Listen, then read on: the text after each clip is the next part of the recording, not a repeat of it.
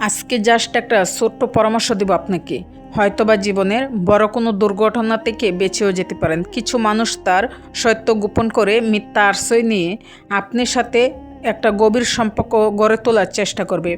আপনার সাথে এমন আচরণ করবে যেন আপনি কখনো কল্পনা ভাবতে না পারেন সেই মানুষটা আপনার সাথে মিথ্যা কথা বলছে। এরপর যখন আপনি তার প্রতি দুর্বল হয়ে যাবেন, তারপরে তার উপরে ডিপেন্ডেন্ট হয়ে যাবেন, তখন তার আসল রূপটা আপনার সামনে প্রেজেন্ট করছে। কিন্তু তার আচার আচরণে এটা মনে হবে আপনার কাছে সে খুব অনুতপ্ত।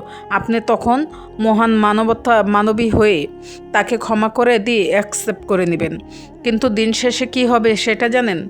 আপনি সকল দুর্বল পয়েন্টগুলো জেনে জাস্ট আপনার লাইফ থেকে কেটে পড়বে। এরপর শুরু হবে আপনার জীবনে সবথেকে ভয়ঙ্কর দিনগুলো। তা সে প্রতিনিয়ত ব্যাকমিলের শিকার হতে হবে। যে যখন যেটা চাইবে তখন সেটা আপনাকে দিতে হবে, যখন যা বলবে তখন তা আপনার শুনতে বাধ্য থাকবেন। এরকম মানুষগুলো খুবই ভয়ঙ্কর হয়। তাদের বিবেক বিবেচনা বলতে কোনো কিছুই থাকে না। এরকম মানুষগুলোর থেকে সবসময় নিজেকে সতর্ক রাখবেন।